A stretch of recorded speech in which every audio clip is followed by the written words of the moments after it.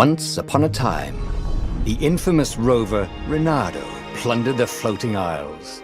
Then his mother called him to her deathbed. "Swear to me that you won't die on the gallows," she rasped. Reluctantly, he swore. And he whiled away his days at home with music, cards, and wine. But the Emperor had changed. He'd been good once, a shy, almost humble toad. He'd built universities. Then people started whispering about mass graves in the woods, midnight rituals, victims screaming. The Imperial Ravens would round up entire villages, and no one ever returned. The Ravens had come to Ubar scouting for ancient books said to be of great power. But the librarians had hidden the books, so they'd burnt the librarians. The citizens, outraged, had driven them off.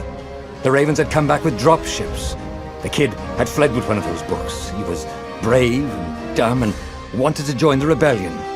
And Reynardo had promised his mother he'd protect him.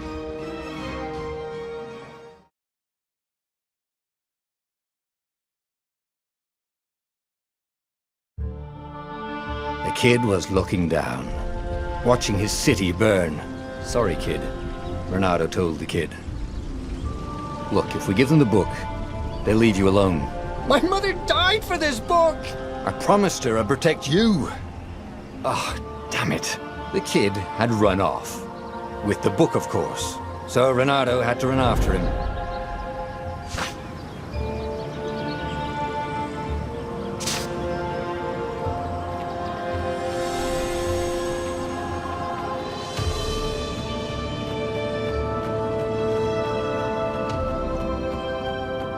The two Ravens were staring at the kid like he was their dinner, which probably was what was in their tiny brains.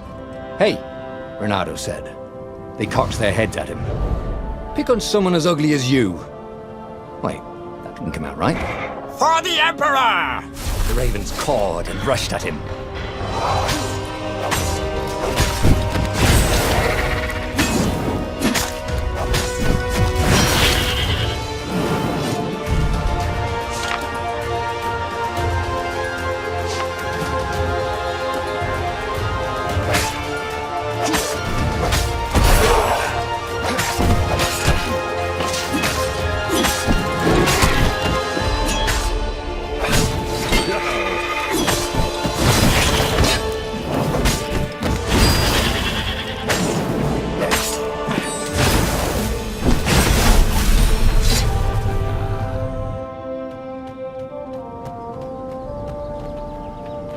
A dropship flew overhead.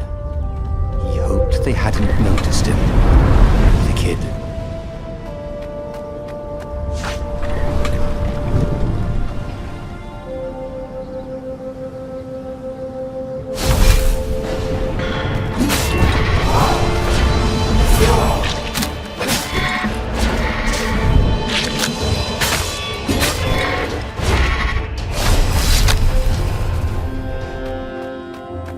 Oh, right. The Gate of Heroes. Someone's idea of a joke, making the skyship docks a gated community. You needed a hero's sword to open it.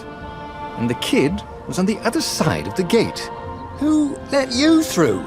Promise me you'll take the book to the rebels, or I'm gonna steal your ship." "I'm not taking that damn book anywhere, and neither are you." "Try and stop me," laughed the kid. "I bet you don't even have a hero's sword." And with that, the kid hopped away. Had to hand it to the kid. He was an idiot, but he had guts. Where was Reynardo going to get a hero sword?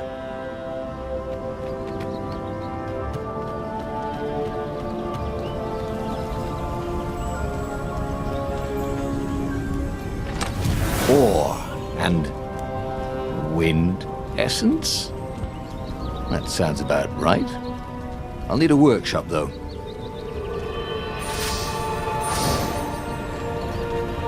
Perfect.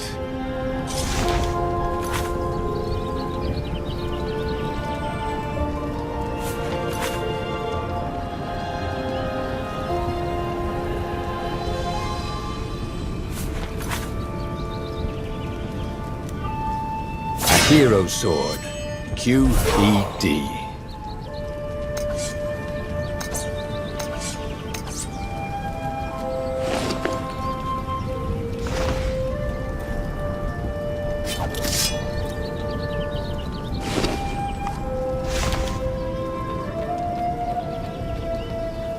This is what he got for settling down and finding people to care about. The kid's mum had been a swell cook, and she'd laughed at Renado's jokes, even when he didn't know he'd made one. And then the ravens had come to burn her. And she made him promise to protect the kid. But she never told him where the book was, just the kid.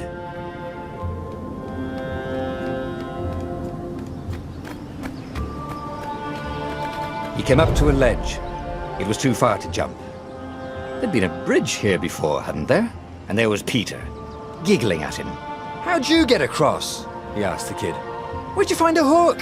"I hopped," said the kid. Wise-ass kid. "Hey, look out behind you!" "Cute," said Renato. Oh, ravens.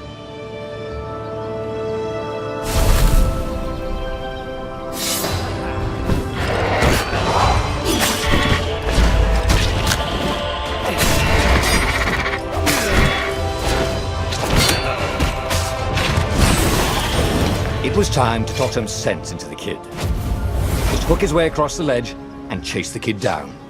Thing was, he hadn't used his hook since he'd retired. He'd done it. Maybe if he meditated at that altar there, he'd remember his old skills.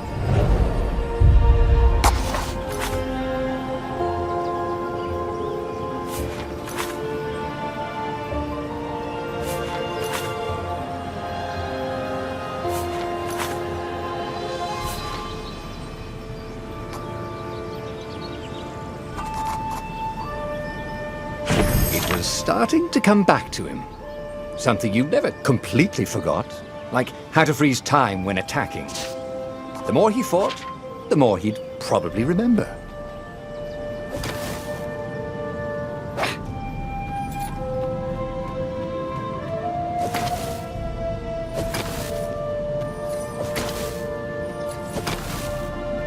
And there was the Farfarer.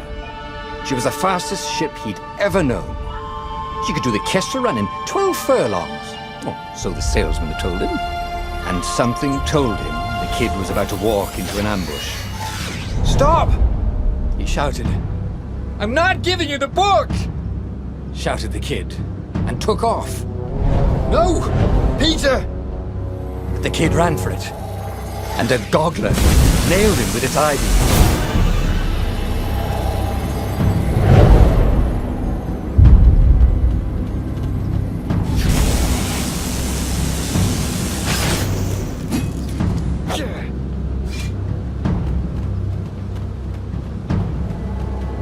The book was unburned.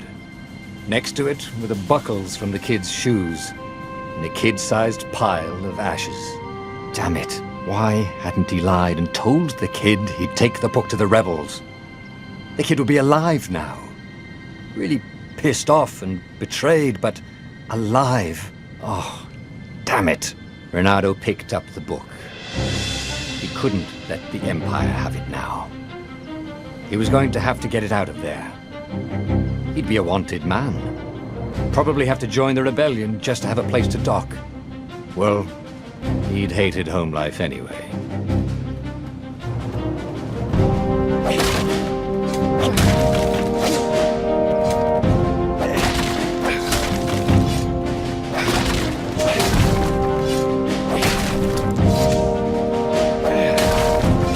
What was the big deal about this book anyway? Maybe he should open it and find out. All that had been years ago. How many? The war was a blur, and now 3 Raven scout ships were chasing him. "Where are you running, rebel?" cawed the Raven captain over the loudhailer. Renato could see them cranking up their catapults. "Just going out for milk?" Renato yelled back. "Where can you run?" laughed the Raven horribly. Far behind him, another city was burning.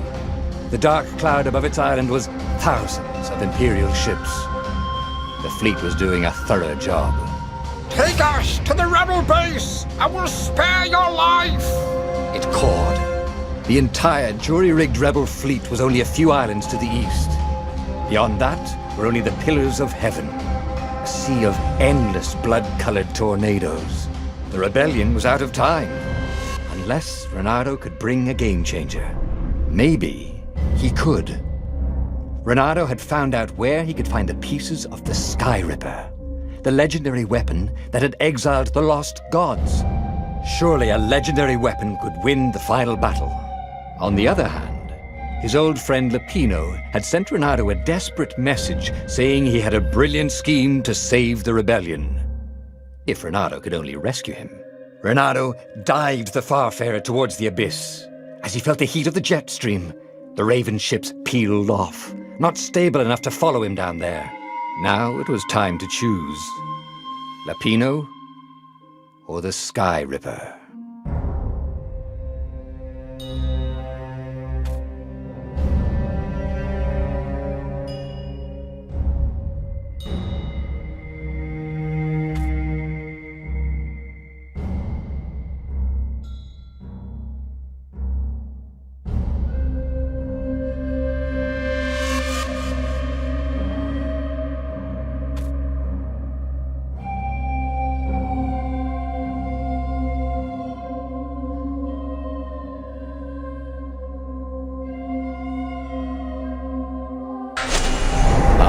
Lapino.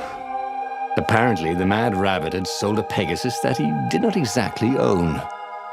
Lapino always wiggled out of trouble, given time. But he was out of time. The Ravens had figured out that Lapino was a rebel spy. If the fleet reached him first, they'd string him up for that. Never mind the winged horse.